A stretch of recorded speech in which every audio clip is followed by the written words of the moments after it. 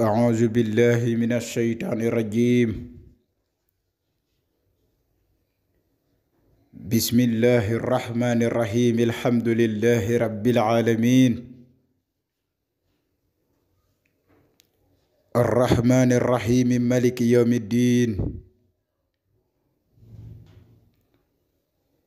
إياك نعبد وإياك نستعين.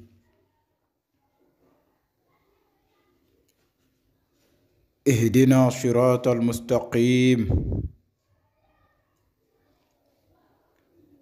صراط الذين أنعمت عليهم غير المحجوب عليهم ولا الضالين.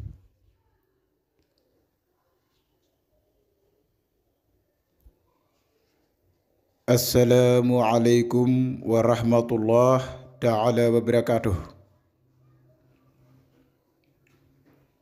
Chers frères et sœurs, je vous salue vous tous.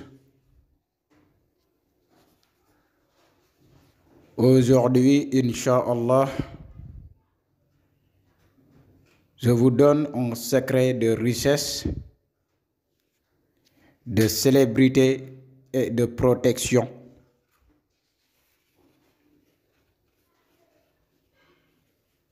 Si vous voyez ça,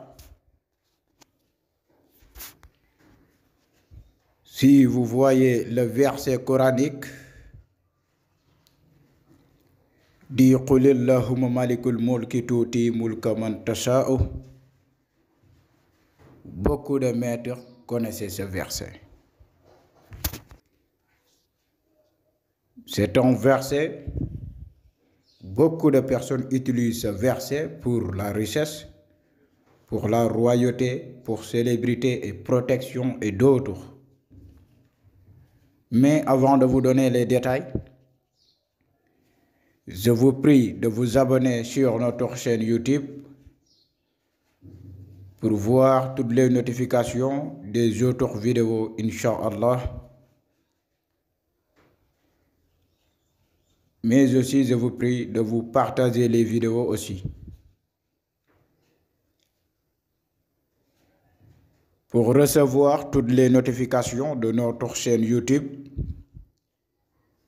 il faut appuyer sur la cloche de notification.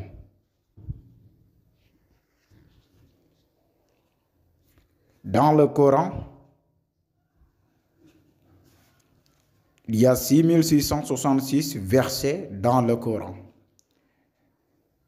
et 114 sourates. Dans chaque verset, parmi les 6666, dans chaque verset, il y a un secret dans chaque verset.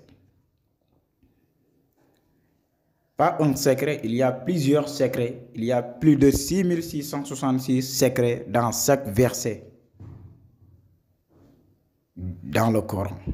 Donc, le livre saint du Coran, le livre Saint-Coran est le meilleur de tous les autres.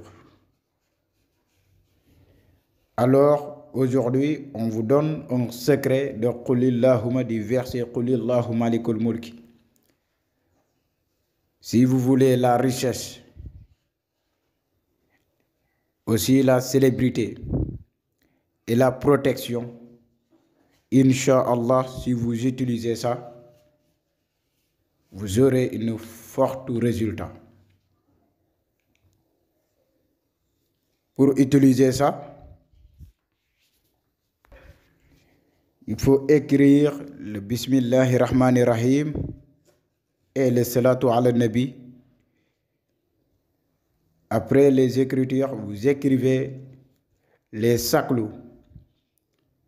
C'est les traits et les petits cercles, ce qu'on appelle les saklous.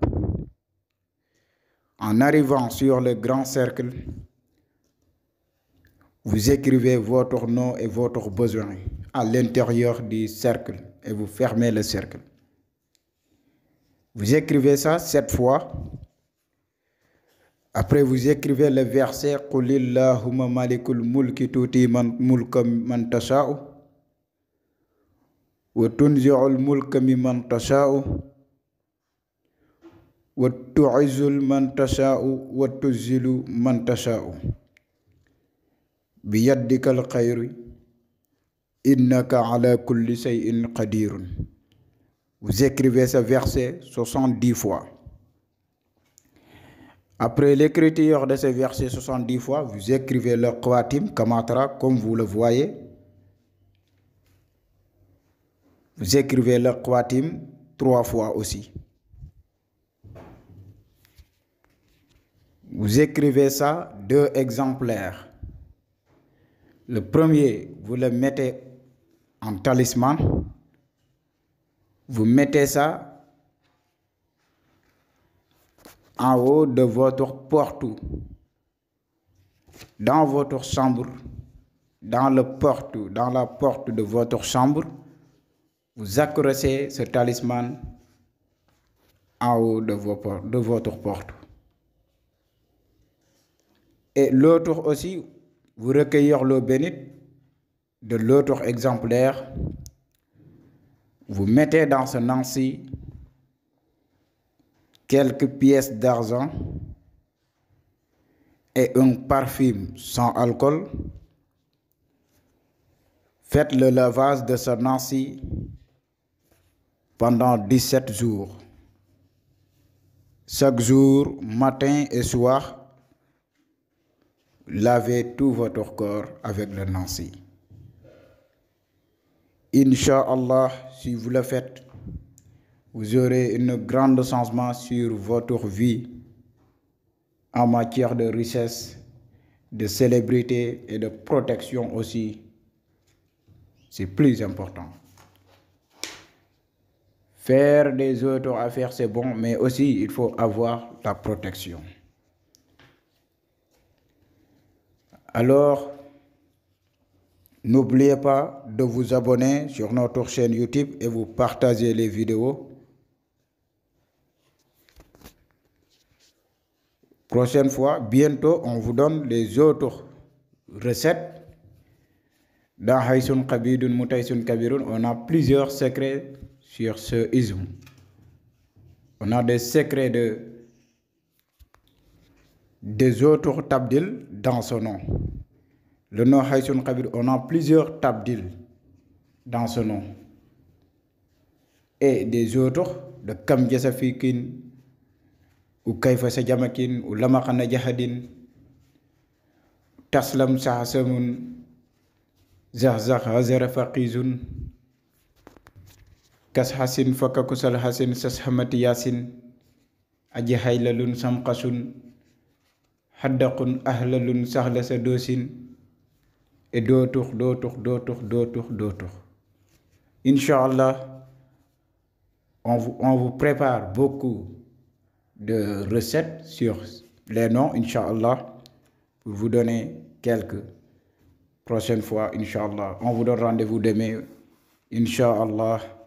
Wassalamu alaikum wa rahmatullah ta'ala wa barakatuh.